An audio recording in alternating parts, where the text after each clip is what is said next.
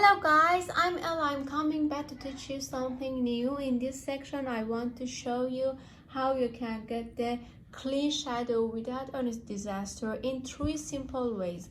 First of all, you have to draw everything in separate layers, like what I did.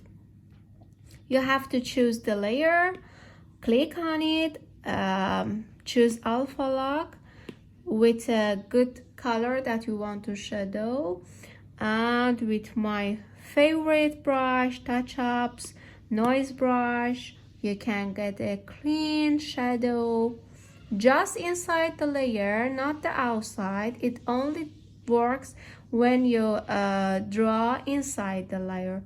Second one is really simpler than the first one. In the second layer, you have to add another layer and then draw with any brush, any color, out or in the layer, like this maybe.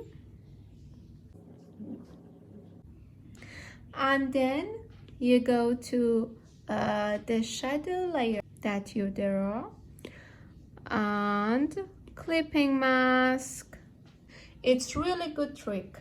Third way, you go to layers, duplicate the layer, and you have to load the opacity and then go to a row, and